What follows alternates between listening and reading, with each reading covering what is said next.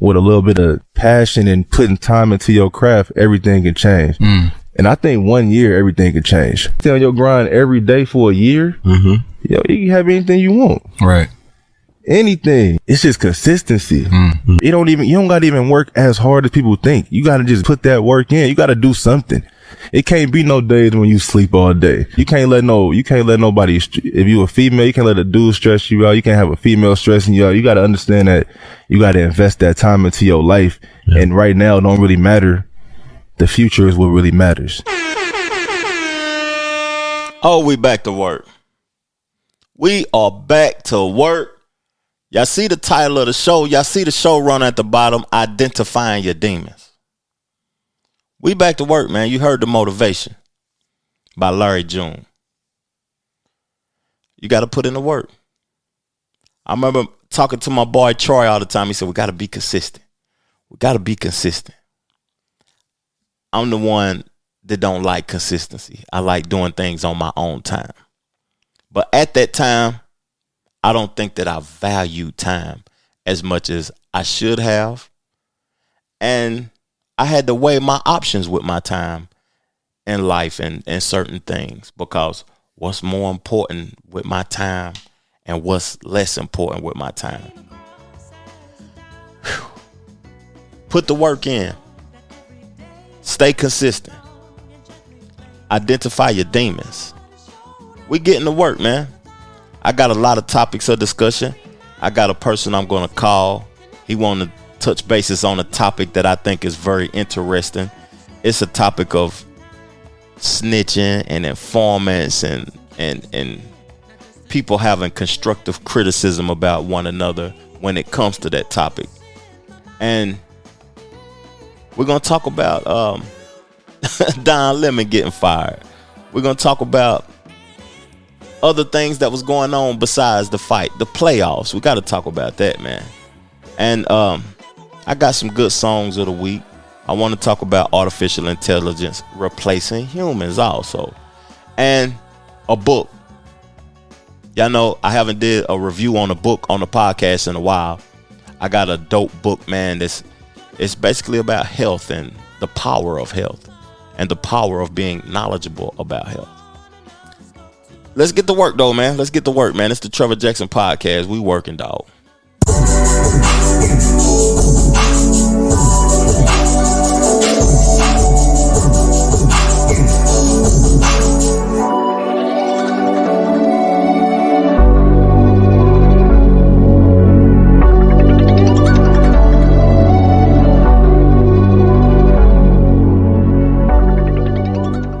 The Trevor Jackson Podcast.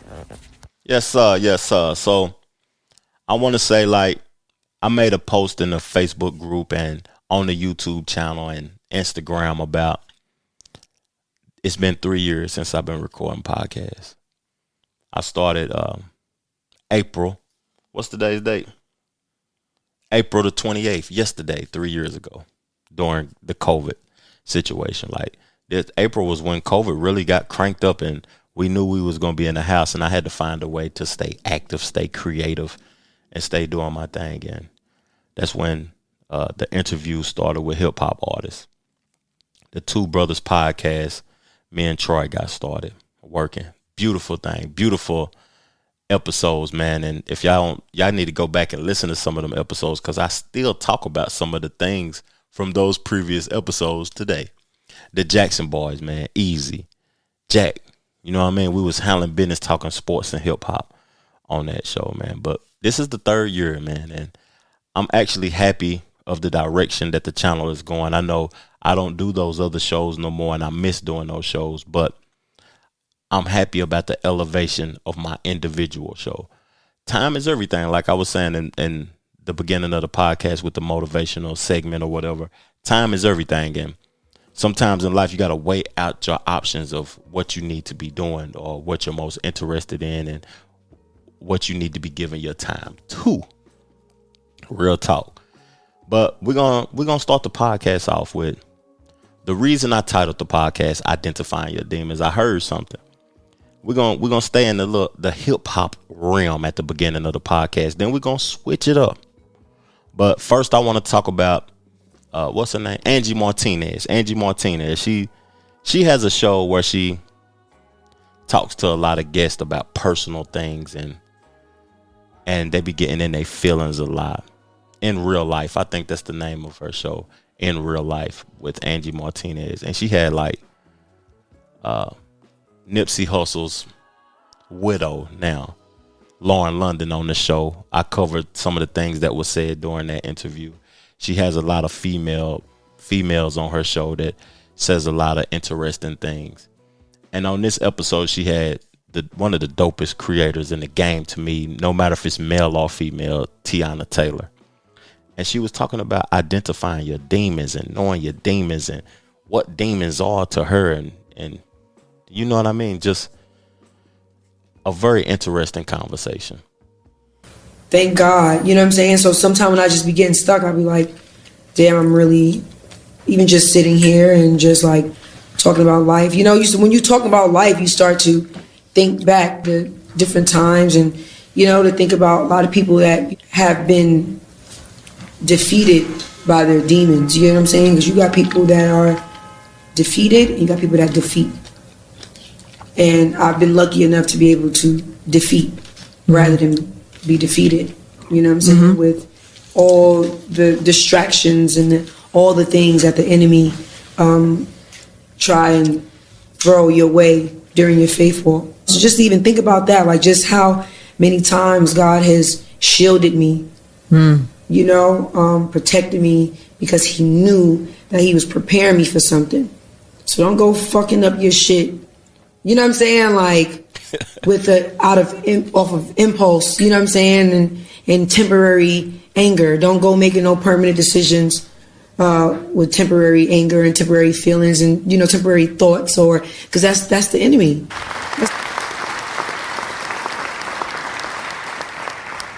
The reason that was intriguing to me is because, like, I've dealt with things in my life.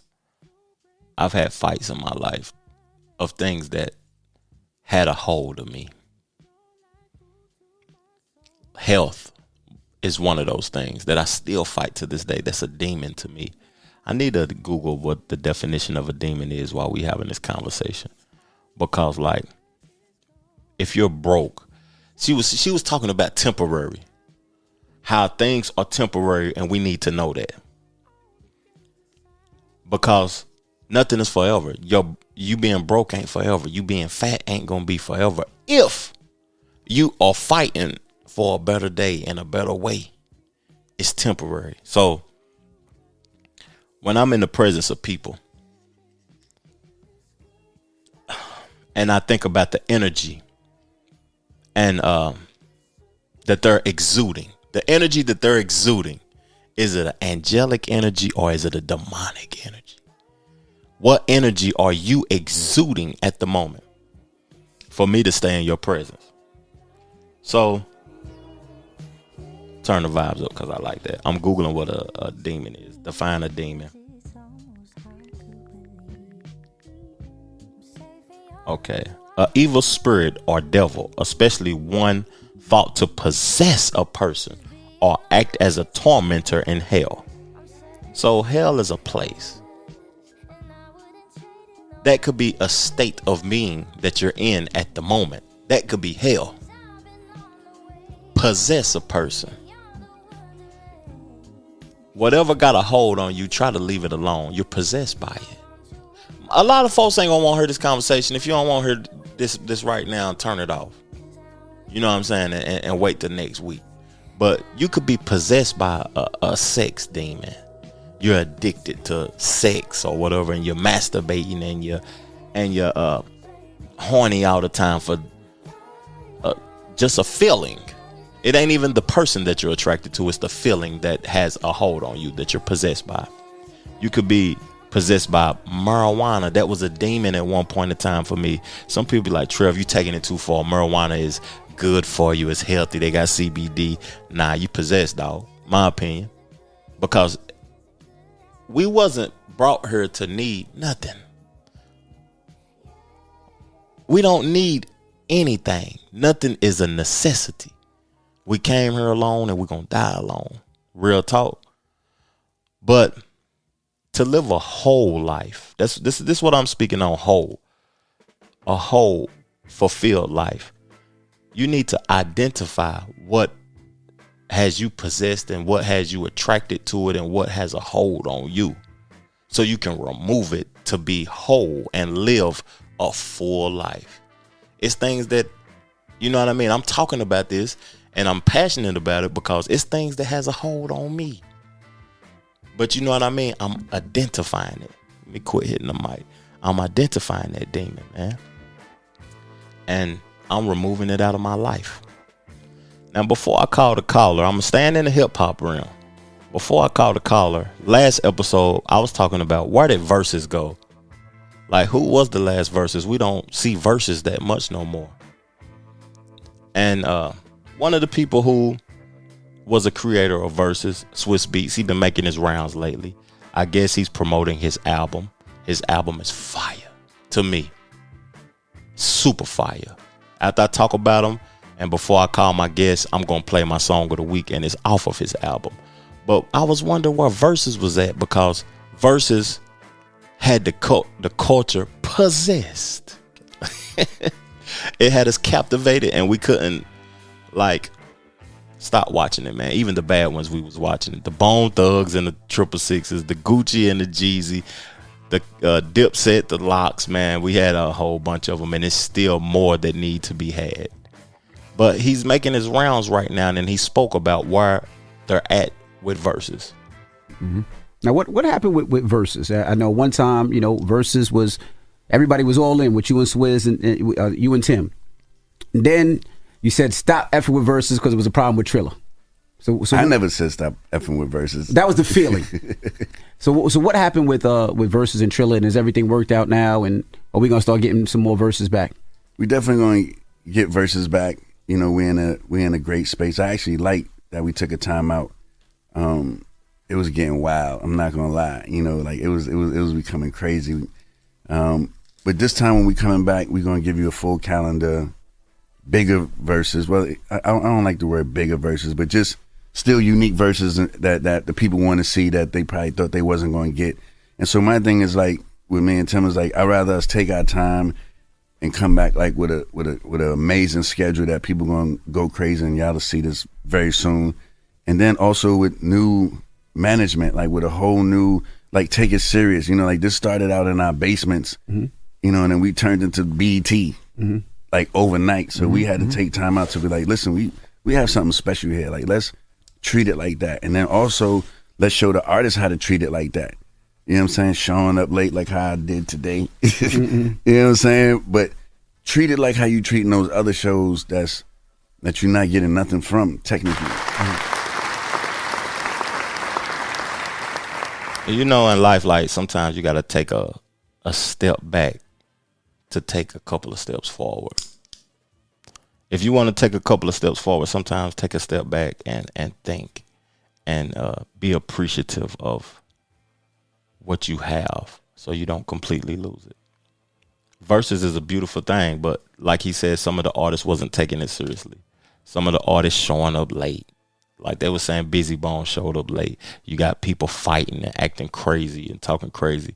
You got to be appreciative of the platforms that let you display your talent on them.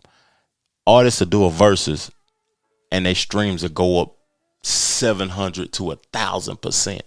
So they making money. They getting paid to do the Verzuz. Then they making money off of their streams. You got to treat the platform like you appreciate it, man. And he taking a step back. People are missing something that they had. I'm one of those people. We had it and you removed it from us, and now we want it back. We want it back. So I commend Swiss. I like what he was saying on that or whatever. And I think his album is fire. And my song of the week is coming off of his album with Jay Electronica. Blessings from above, growing, carried love. Nature had it to see. Jay Electronica, Swiss Beats. Here we go. Blessings from above, right. growing, carried love. Nature had it to see. With Bismillahirrahmanirrahim. Ramadan Mubarak. I was born on the Capitol steps at the Million Man March. I was born with a timing device that'll drill through man's heart. I was formed in a fiery furnace. No Shadrach, no Meshach, just me, a bad Negro. Bloody swore with my sheep that I come through clutch, my fucks done ran out. Staring at haters like Vader and Luke with his hand out. My eyes is fiery, my waves like lamb's wool. Bitches is on my line from Belgrade to Istanbul. The star and the crescent's the flag I'm draped in. Niggas ain't want no smoke, so I gave them a vape pen. I did an album with Hove Lanes, let all they hate vent. So I fell back 3 years like go ahead, be great then. I popped out with Fly God, I popped out on Donda. I popped out with Rust and Vic Mensa, then Ambra. I popped up at Spades and I popped up at Vandals. And my sister keep asking why I got blocked by Solana. It's J Electronica, the legend continues. Like CIA officers and agents in the nation, I might. The Trevor Jackson Podcast. J Electronica was spitting on that dog. Spitting on that dog. Real talk, like he did an album with Hove. Like who does that? Like we haven't heard much of J Electronica, and he did a whole complete body of work with Hove. Like who is this man? Who is this guy? I know those bars was impeccable on that verse or whatever and that flow, and I appreciated that. But we're gonna switch up and go into a different topic, and we're going to keep the flow going in the hip-hop direction, man. This is a topic that we talk about a lot on the show. We talk about snitching, people becoming informants, telling, and all that old type of stuff, man. But this time it's artists that work together. Previously friends, they helped each other. And I'm going to just go ahead and give it. It's Lil Boosie and T.I., man. To me, that conversation he had with Vlad earlier on in the year, or I think it might have been late last year, about T.I. being a snitch, I feel like he overreacted. And I feel like T.I. shouldn't have said what he said on that platform when he said what he said about telling on his dead cousin. I feel like sometimes people need to shut up. They was talking too much. That was unnecessary. But he came back to say something about the statement that he made just yesterday. And I don't like when brothers be doing this, but it is what it is, man. And this snitching stuff, it need to be a whole conversation about this, like a real conversation, because I'm tired of talking about it. I'm actually getting tired of it. I'm a dude that's from the street, but I'm so far removed from the street life that I don't care no more. And 99% of the world don't care no more. The streets ain't as big as people think they are. When you're young and you from there, though, that's all you know. The streets are huge. But once you remove yourself from that lifestyle, it's foolishness to keep indulging in that behavior. First of all, you know, like we got kids who love each other, dog. You know, and first you went agreeing, and we was going back and forth, and you know, he spoke how he felt, I spoke how I felt, and he felt me, and I felt him, and you know, I gave him an apology. You know, apologize. Yeah, I gave him an apology, you know, because after we kept going back and forth, you know, like, you know, the things he was doing for me in my life at the time, you know, I kind of felt bad. I kind of felt bad. He was, you know, he was doing some real shit, helping me in a lot of ways. But I still told him I stand on what I stand on. And when he explained it to me, we got by it, man. Tip was like I said, like you said, it was a form of embellishment, bro. Like, you know, I'm just saying what the world's gonna say. So, you know, we got by, you know, like boss is supposed to get by. We ain't let the internet, we ain't let none of that bring us out of character. The Trevor Jackson Podcast.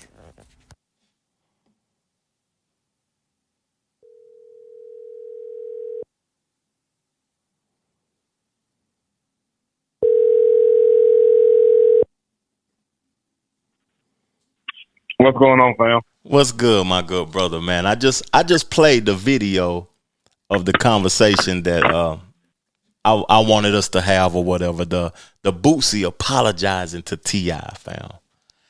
And me and you had kind of talked about it earlier, but it's interesting that he doing what he doing. He backtracking on his statement or whatever, though, man. On the phone right now, y'all checking out the podcast. I got my boy Mike McBath. Y'all got to stream his music. Go check his music out. We're going to get into the music promotion and talk more about what he's doing creatively. But I want to know your perspective, fam, on that topic. Yeah, I like Boosie. I like both of them. Yeah. And I love it when any black man making money, and succeeding in their respective field. Mm-hmm. I do think that sometimes Boosie will speak without thinking, and which we all can be criticized for that. Yeah. I think sometimes the camera get him a little hype, but that's just Boosie. Yeah, that's true. But I think Boosie and T.I. had a conversation and they came to an understanding and agreement. Mm-hmm. The way I looked at it, because I can see where Boosie was coming from. I can see it in two ways. I can see where he was coming from about, hey, you don't snitch on somebody if you're doing a crime with them. I can see it from that perspective. Mm-hmm. And then I can also see him doing it because the amount of backlash that was, placed upon him, because they had that joint album coming out. They're working on a project together, and then now you got people talking about that I condone this foolishness that you spewing on other people's platforms. Yeah. And I think Boosie he had to speak about it, and Boosie felt like, anytime somebody's money involved, they be passionate about it. But yeah, you're gonna be passionate about it. You're not really gonna think. Mm-hmm. But I think as time progressed, Boosie really got to think about it. To me, I looked at it the same way as the Biggie and D-Rock situation. D-Rock was alive to tell Biggie, hey, basically anybody that loves you and care about you will probably tell you, hey, look, man, if it's going to put you in a better position and I know you're going to look out for my family, why not do it? Because if I was T.I.'s cousin and I knew that this man was going to take care of my family long after I'm here, I wouldn't have no problem with it. You're the future. What man would have a problem with it? Do you want this man to sit here and be silent while your kids starve and struggle? That's true. It's backwards to me. What's more important? Your image or your children. To be honest, the image is nothing nowadays. Yeah, it used to mean something, but now image is nothing. So it's more about taking care of the ones that you love, making sure that they can eat for the rest of their life. Yeah, the future. It's more things to be that you got to be responsible about than how I look to other individuals. Right, because you hear a lot of people say, "I laid my life down for my loved one." Mm-hmm. Well, there's your situation. So you mean to tell me? Do it. Do it. Actions speak louder than words. Yeah. They don't need to be said. You just got to do it. So I kind of agree with that, though. I like that. You gave it a different perspective than I ever heard anybody give. I never heard nobody give it that perspective of you got to go ahead and do it and free yourself and remove yourself from this situation because you are the breadwinner. You are the person that's going to look out for our whole family. When in our reality, what T.I. did was snitching, but what is like the street rules are over with nowadays. Like that, the street, that don't exist no more. I see it like this. You know, you on your deathbed, and you got an option to say, hey, you know what? I'm going to take these charges so my kids can live free, or I'm going to be this OG gangster. And I'm going to tell you right now, being an OG gangster, the world is not going to take care of your kids. That's I mean, to think about it, all the ones who we looked up to celebrity-wise, who we thought, like Biggie, I love Biggie. Yeah. Nobody, his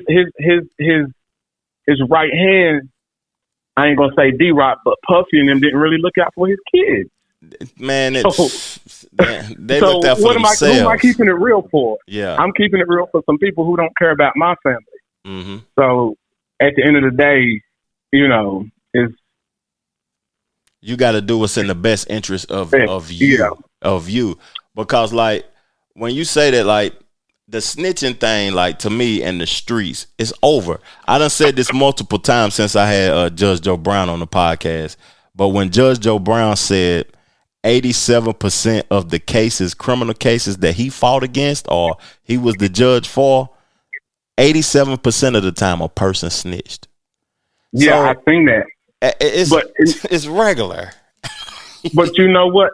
See, the thing about it is, we go society, and I've been guilty of it too. But you know, I'm trying to correct myself in the way that I think and approach things. We go off what we see on TV and what we hear in music instead of doing our own research. People don't even really know where the word snitch really came from. Make us knowledgeable, please, fam. So the snitching, the whole term of snitching came around, and if you pay attention in Goodfellas, they were even showing you that. So the snitching term came around when you had non-black mafia gangs that were doing crimes, and they would pin it on black people, and they'd be like, "Don't snitch, don't be a rat."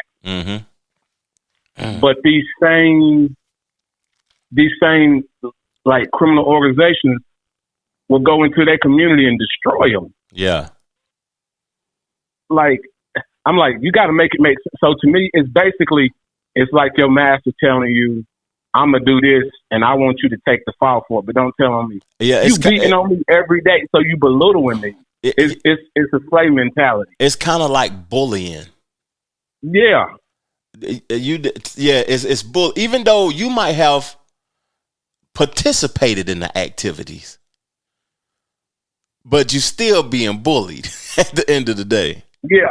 Now, if you participated in the activity, you know, like the whole thing with Gunner, now that was just, I mean, he on the record saying one thing but doing another, and I'm like, bro, you were right there. You knew exactly what the consequences was when you were doing it. Yeah. If I'm doing something with you, I'm in a car with you. Whatever consequences come is what come. I knew what I was getting myself into. But if it's just some old regular mojo stuff, and you like, hey, I need you to take this for me. Why am I going to do that? You want me like, to? You're not going to take care of me. Like, at the end of the day, you probably going to be with my girl, treating my kids like crap, and I'm sitting here being tough with you for what? Yeah. I'm going to tell you, I'm going to give an example, right? Fam, me and you riding, right? If I call you my partner, right? Right. I'm going to look out for your best interest while you're in the car with me. Exactly. You're going to know everything before the situation even happens. I did this previously in my lifestyle too. Like when I was I had some OGs that raised me like that too. I knew some OGs from way back in the day who would be like, man, you got a good brain on your shoulder, dude. You can't get in the car. Yeah, you can't get in the car. You can't get involved with me. Yeah. And I'm like, why? And they're like, you don't need to know, but just know you can't. Yeah. And they gonna respect you more, and I respect those dudes more than anything. Now, the reason I said that too, I'm sorry for cutting you off, is because if I'm looking out from your best interest from the top, when a situation arises or whatever, I can't tell you not to look out for your best interest. Exactly. If I'm not looking out from for your best interest from the top, how can I expect you to look out for my best interest when it's time to testify in court, and you not look out for yours? That's crazy. Exactly. That shit crazy to me, fam. But man, this a good conversation though, fam. I appreciate it. For real, it's poison, man. It's a poisonous way of thinking. It's a crazy mentality, man. Tell me what you got going on with the music right now, fam, before we get up off this thing, man. Man, I got this project. Oh man, it's amazing. It's 100% live instruments. You know, I try to do that. It's different. So, you know, I really went blues. Like I did my blues homework for real. I studied some of the great blues legends. I watched all the movies. Like I went to where they were. Yeah. Let's just say that. Like I had to lose a piece of myself to go there. But it was worth it because the music is, I mean, this is easily by far one of my best projects. It may not be my happiest project, but it's good. Like high quality. High quality. You can tell where the songs were written at. Like you can actually feel the state that they were written in. Like I got a song called "This Is Home," and I wrote that song while I was in Charlotte. And like you can feel them Charlotte blues in that. Like when you hit them back roads of Charlotte, and you know it's nothing but like corn or whatever they growing on the side. No street lights. No street lights. It ain't nothing but one gas station, and you like, man, did I make the wrong turn? Yeah. But you know, when you down there and you meet the people who lived there for years, and they give you the history of it, and they give you the history of the music, it's in there. You're gonna think I went to muscle shows on this album. Tell me about writing and being inspired to create music during traveling, because 75% of my records that I wrote on my last album, on the one I just dropped, I wrote when I was in LA. I wrote when I was in DC. I wrote when I went to Florida. I wrote when I went to Myrtle Beach. Like, I get inspired by travel. The best thing about traveling and writing is you don't even have to write. The scenery writes for you. The feeling, the moment, just being in the moment. Yeah, like I got a song, and so when I wrote the song, it was called Breakfast in Bed, because I was in Palm Springs. I was staying at the Parker Resort. And that's the big resort. That's where, Jay-Z, Kim Kardashian, matter of fact, they were filming the Eddie Murphy movie while I was there, You People. Yeah. So, I'm seeing all this, and I'm around them, and, these guys got on $1,000 shirts. I bust in there with a $20 Walmart shirt, my sunshades, and I was the flyest thing in there. And it's crazy because everybody looked at me like I was a star. They were like, "You doing?" And I was like, "It ain't the clothes, it's the energy that I'm bringing, because you got to think about it.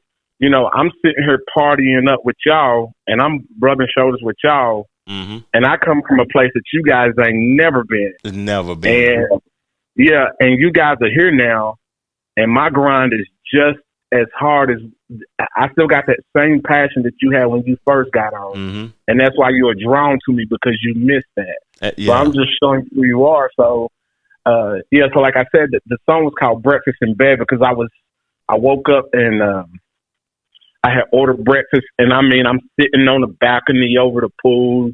Just palm trees. I could see the mountains and everything, and I'm sitting there eating my breakfast. So I just popped out my guitar and start, playing Breakfast and I just start writing the song. And then as time went on, and I'm out there, and it was a party the whole time I was out there, basically. So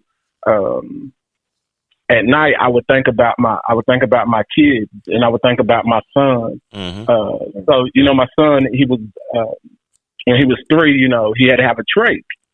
I don't know what that is. What's a trach, fam? Like a tracheotomy, so to help him breathe. So he went through a lot, and he's been through a lot, and I never really talked about it, on a record or anything. And when I say writing this record, even mixing it, every time. There's not been one time when I play it or mix it that I don't cry. and I get goosebumps and I'm in tears, and I have to be selective when I do even listen to the song or go back and add it or have somebody do something, because everybody get emotional when we do the song. Everybody does. That's a part of the creation of the song. And it's so emotional. So I had to make sure that we're emotionally strong to go there and talk about it and just feel the essence of it. And so, but I took the beautiful moments in Palm Springs as, you know, the warmth and joy that he brings me. And because he was my ambition to get to where I am today. So I took those and merged them together. And when I say this month, like, I could just play the chorus and you would just, I'm telling you, it will get to your bones and it will make you get into tears. Like my 15-year-old daughter, she don't get emotional about nothing. She loves NBA Youngboy and all that. She don't get moved by nothing. And she hit some tears and she was like, Daddy, I ain't gonna lie, that's the best song you ever wrote. Experiences is a mother, boy. Life experiences is a mother, and then putting all those experiences into a record is a big ball of energy. That's probably why you have that reaction to it when you hear it, because that's a years and a big ball of energy that's just ready to explode. Yeah, it is, man. It's insane. And, you know, in the last record I tell you about, I got this song called Lady Killer. And I literally studied Michael Jackson, Billie Jean back and forth. I lived it. I went through it. I allowed myself to be emotionally vulnerable to the ideal of, you know, a woman just being so sophisticated and that she's just a killer with just her looks, just everything, her intelligence. And when I say this, this record is, I mean, it blows it out the water. But I mean, the album is insane. Like, you know, I was sitting here listening to it and I'm like, man, I got to drop something. I want to drop something. I can't keep being Dr. Dre over here. Holding records. Yeah, you can't hold no records. Yeah. Man, it's crazy. You said something that really caught my attention, man. You said that your son is what made you ambitious. Yeah, my son. Yeah, because he had to learn how to walk 3 or 4 times again. Think about it. Like from the age to 3 to 9, he's already had to learn how to walk, learn how to rewalk, talk, and everything again multiple times. Yeah. And I remember when the doctor said, "Well, he probably won't do this again." He surpassed that. They said, "Well, he probably won't do this." He surpassed that, and like he just don't stop. Like the boy is just. He's very intelligent. He's smart. He's driven. And I see that, and I'm like, there's no way I can complain or be a failure. Like experiences. He motivates. Experiences and the people who you love, they become the reason for your success. Like, you touching me right now because I don't know why I'm going back to myself when I say this, but I'm not trying to do it in an egotistical way. I'm just trying to do it from a learning experience way, because I learned from you just now by you saying your son is what made you ambitious. And if you go listen to the album I just dropped called Blessings, I got a song called Ambitious on there. And that whole album is ambitious, man. The person who spoke before the album, seeing their life, that spoke before that song, seeing their life and them raising me and being my mother or whatever. She spoke before the song Ambitious. She is the reason why I became ambitious, because I wanted more for me and more for her and more and just a better life. And just I wanted to see her succeed at everything she do. And it made me ambitious to go get it. And I heard that same statement with what you just said, and it just inspired me more, fam. That's all I had to say. Yeah, and it's the one thing no man can take away from you. It's the one thing that nobody can control but you. And you got to face your demons in it. It's a hard thing to be ambitious, because I tell you what, I'll give you a quick story. So in the process of this album, I listened to a lot of Kanye West. I watched a lot of documentaries. And the one that he dropped on Netflix, if you watch it, he's like sitting there rapping to the A&R. They just doing work and not paying him attention. But if you go back to listen to what was that when he said, they say that I'm arrogant, but I use my arrogance to drive my self-esteem. I get it. Like, you have to be so arrogant to the point that even your closest cheerleader, if they told you couldn't do it and all your motivation was I ain't gonna say always dependent, but heavily dependent on them, that you still do the task at hand.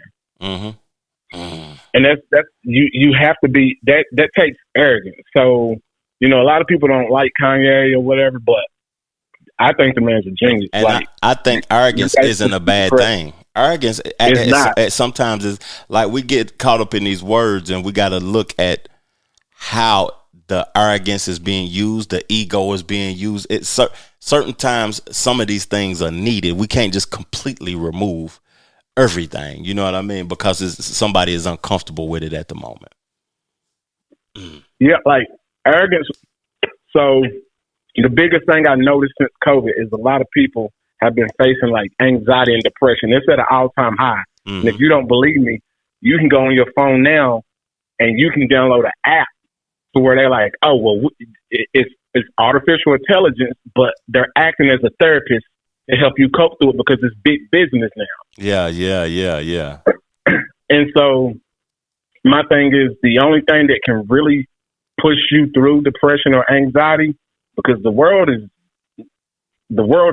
weird now. It's ever changing, and it's changing fast, super rapid. Yeah, and that's the thing. Humans can't keep up with it because we're humans. Like we were born to appreciate the process of things. Like, you know, you go from a child to a teenager to an adult, and when society and technology is going from a baby to an adult, you're like, wait a minute, I don't understand this process because you've never seen it before. Yeah, this is new.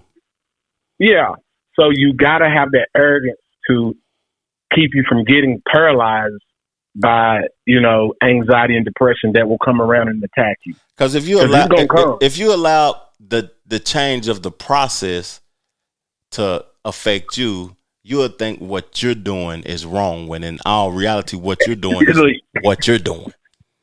Exactly. What you're doing is checking all of the checks and balances, and the new process don't have checks and balances. It's put it together, put it to the market. There's nothing in the middle to say, hey, is this quality? Does this work right?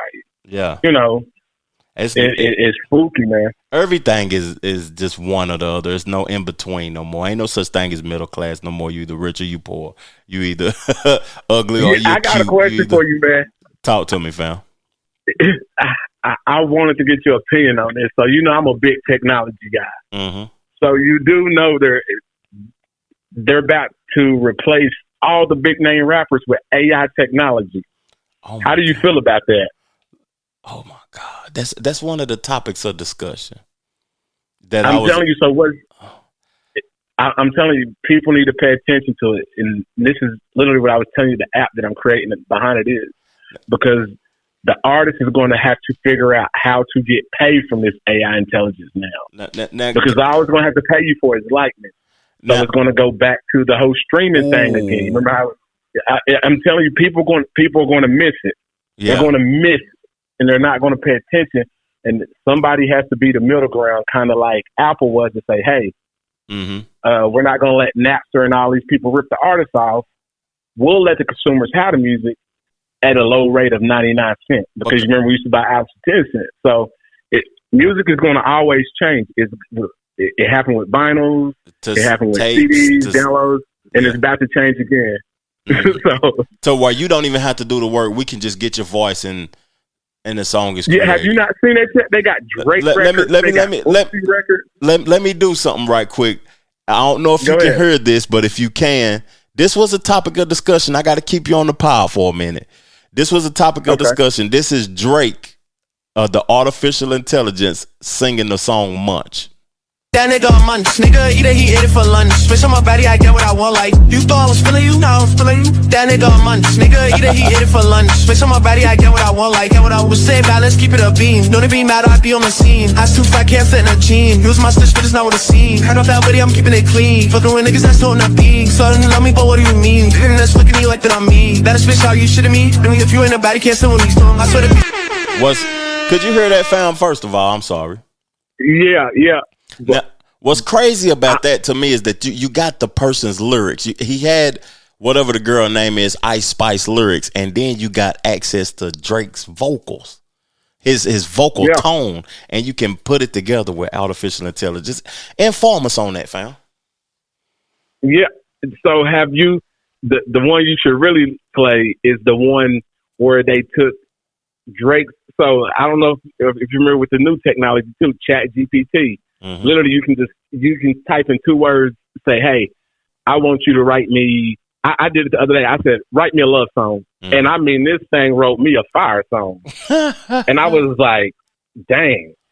And so, what's happening now? They're using Chat GPT to say, "Hey, write a song that sounds like something Drake would say," and then the other piece of the AI, it has recognition of Drake's voice, and then they say, "Hey, make a Metro beat," and it makes a beat like Metro Boomin. Oh my! And then God. it puts it on there, and I mean, you cannot tell the difference. Like I was listening to it, and I was like, "Dang, Drake's snapping on this one." Yeah. And so when I went through and I finished reading, like the credits and all that, and it was like, "This is done by this AI service," and I'm like, "Oh my gosh, it's over!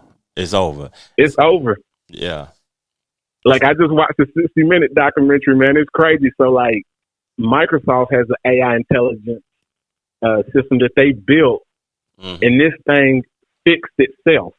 And it learns so many different languages that Microsoft didn't even teach it, didn't even ask it to learn. It's crazy. Man, it's scary. I'm scared. I don't have kids, fam. I'm going to send you that interview, and I'm telling you, it's going to shock you. Send it to me, fam. I highly appreciate it. I don't have kids, fam, and I'm scared to have one right now because I see a lot. I see so much that's changing, and I see it rapid. It's changing so fast that we ain't gonna be able to keep up, man. It's impossible as humans, man. Hey, Mike, I'm gonna save our conversations. These conversations me and you have be so dope. I'm gonna save it for another episode, fam. We're gonna have to link up and do another 4 episode, or I'm gonna have to have you call in or something again or something, because I highly appreciate our conversations, my brother. Man, after this, let's just set up a date, man. I want to come. I want to get in that lounge, man. Oh, I'm gonna look fire. You're welcomed anytime, fam. When I get out the pod, I'm gonna give you a call, fam, and we're gonna set up a date and make it happen, my brother. Bet. Yes, sir. Let's do it. You have a good one, brother. You too, fam. Later. That was my boy Mike, man. Mike McBath, man. You hear the game he be giving on that thing? Hold on. What I do? One more time. Salute, big dog, man. I highly appreciate your conversation. I'm looking forward to the album. And thank you for your perspective on the T.I. and Boosie conversation, because that stuff is we living in different times, and time is moving at a rapid pace. But I got to get into something before I get up off this thing, man. I got about another 20 minutes. Got dust flying in the air. Another 15, 20 minutes of conversation with y'all, but I want to go to podcast wars. I want to go to hip hop artists creating pods now. I'm a hip hop artist that chose to use my voice and create podcasts and highlight my brothers and my people and talk about the trending topics and the culture that we live in or whatever, and just to educate and to learn from y'all also, man. If y'all get in the comment section and tell me some things that y'all want to hear or talk about, just talk to me about it, man. But we have a lot of rappers doing pods now. Cameron and Mace, they got their show, It Is What It Is, where they talk about sports. Trick Daddy has his cooking show. Noriega got Drink Champs, Joe Budden podcast. Battle rappers like Math Hoffa has his own show. My Expert Opinion. Who else has shows? LL Cool J has his own network, Sirius Network. It's a plethora of people that have shows. But people be shooting shots and throwing shots at each other, like talking bad about each other, man. This ain't the place to do it. But why in our culture and black culture, no matter if it's sports, we had the dude last week talk about LeBron was old and them Lakers just put them boys in a casket. Yesterday they beat Memphis to death, and I was rooting for Memphis. But in our culture, we always disrespect each other. All cultures do this, but we disrespect each other no matter if it's sports, no matter if it's hip hop. Now, podcasting is fairly new. It ain't a decade old, or it is just barely a decade or past a decade old. And now we have people dissing each other in this format. It's just weird. When Leo called me the other day, he kept enforcing to me the transition is everything. There's not been a lot of people to do this. You know who's the only person who's been able to do this other than me, you, and a couple of other? It's LL. LL, Ice-T. Ice-T. Will Smith. I'll always say Ice-T. First rapper with a podcast. Yes. No Will Smith by default. But yeah, this shit is tough. This shit is tough. This shit is not easy. Everyone just get up. Should Leo or transition? Listen, they go get a computer, they get 2 cameras, and they get a white guy. No offense to anybody right here. It's all right. I got white people with me too. They get a white guy, and they just think, say a couple of funny stories, and it's gonna work. Nah. Yeah. And then they come out for 3 weeks. No, they do 6 episodes. When the 6 episodes don't work, they start to rethink it. And you know what happens? Give up. They come out with another show. And then that's trash. Mm-hmm. And then they start cooking. Nah. And then that's trash. We don't know them boys, me and my niggas going, hey. And then they do a shopping show. They trying anything out, bro. Listen, they selling that. Chill out. They looking. Then they got a clothing show. I'm humble on my show, not to be humble on this show. Yeah, don't come here to be humble. Yeah, you got your leather on. Y'all looking horrible out here. I'm sorry for some of y'all, and I'm stopping lending money too. You lending niggas money? No. You know, we get the word success. We misinterpret the word success sometimes because success to you could be different than success to me. Like, it's people be like, Trevor doing podcasts, he ain't getting no numbers. He get 1,000, 500, 1,000, 1,500, 2,000 views a episode. That's not successful. He ain't doing nothing to you. But to me, I'm educating one person that's listening to this. I'm doing my work. I'm being of service to others. Y'all heard me say that multiple times. I'm being of service to others, even if it costs me money. That's what I'm here for. He's saying that the people's creation and content is trash, is hate. And it's not objective hating, it's player hating. I got that perspective from my boy Star. Objective and player hating. But Nori and Joe, they wrong in that aspect. But they threw that out there to see who would catch the bait. They threw that out there. You know, they about content. Saying things that's appealing to people to get people to respond. And there was an individual who responded. And I'm going to read what he had to say. Noriega told you I couldn't trust you. Laugh out loud. I'm just fucking with you. But what other rapper from the 90s got the sports and cooking show? You know you my nigga for life. But your man hold buttons threw you under the bus on the next episode. Said he didn't know who you was talking about. I don't give a fuck how his numbers is. stay away from that crackhead. Whew. That was Cameron I'm speaking of. If you're listening to the audio version and you're not over here on YouTube at TrevorJacksonT.V. looking at the visual. Or if you're on Spotify, man, the visual is on Spotify also now. But he called him whole buttons and he called him a crackhead. But they didn't specifically say Cameron is doing unsuccessful. Cameron's show is doing pretty good to me. It's hilarious. But throwing shots is like at people is hating. Cameron been successful for a long time musically. And just being an entertaining individual. Coming over here and transitioning into podcasts, it's going to take time. Like I'm celebrating today. I'm having my cigar, my wine, and I'm chilling with wifey. My 3rd year of doing podcasting, and I fully have transitioned to where I'm actually good at this.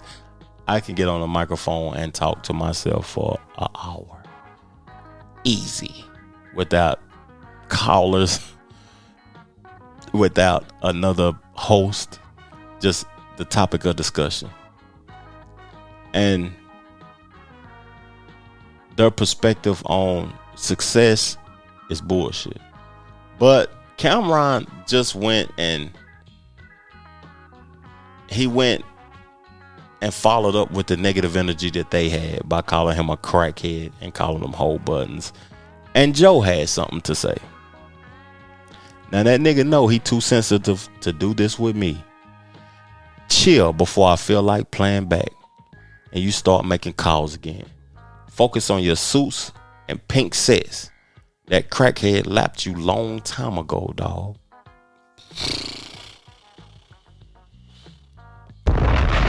Hit him with the DJ.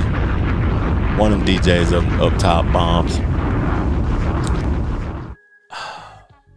What do you mean by lapped him?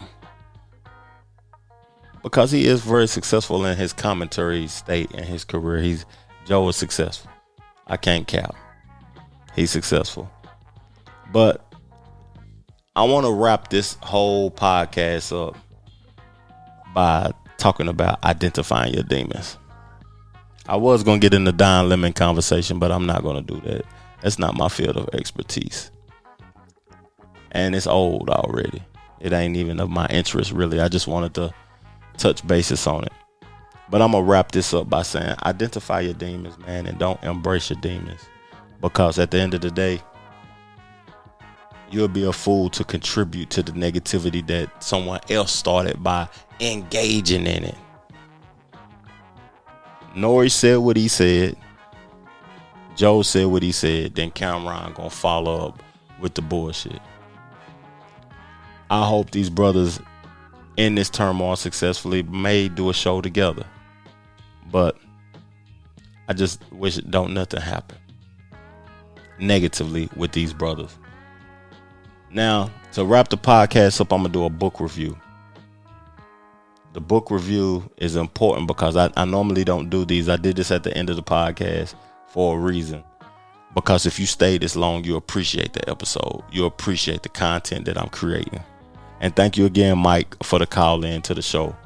But everybody who stayed, I'm about to drop a gem on y'all. I just finished this book up. It's called Outlive.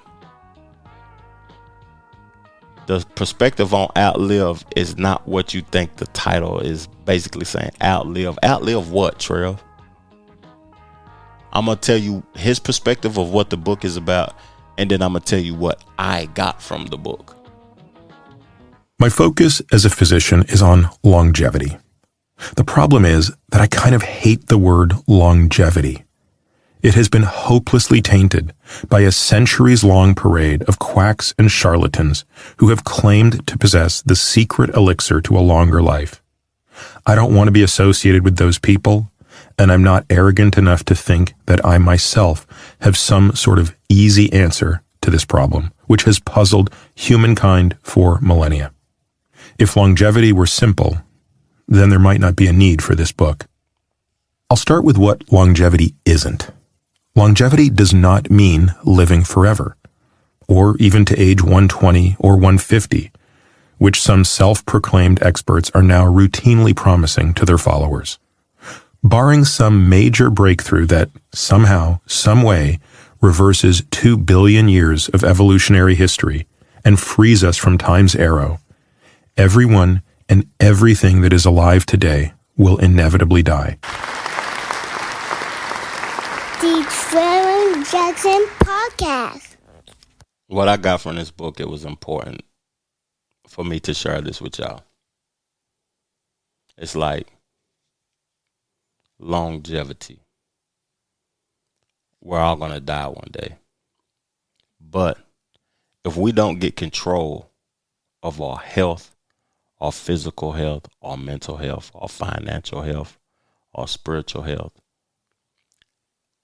who wants to live from 55 to 80 in pain and decreasing and knowing there's nothing you can do about it?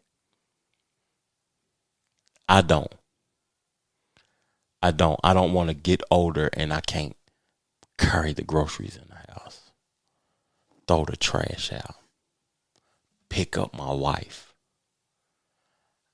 work on my car, do nothing. You got to keep the blood flowing. You got to keep your cardiovascular health intact. You don't want to outlive. And the book is not about competing with somebody I care about or I love. It's not. I'm not trying to outlive you. I'm not trying to live till I'm 95. I'm trying to outlive pain, stress. As I get older, I realize there's certain things that's happening in my life that I can't control unless I get control of them now. My eating habits, my activity habits. If you work a stay-at-home job or you just being still, man, you need to get up. When you get off work, the first thing you need to do is go work out. Or before you go to work, you need to work out. You got to keep that blood flowing, man. It's mandatory. Nobody wants that book was so powerful to me. Like when I got to the meat of it, of him seeing so many people die on a daily basis, being a doctor.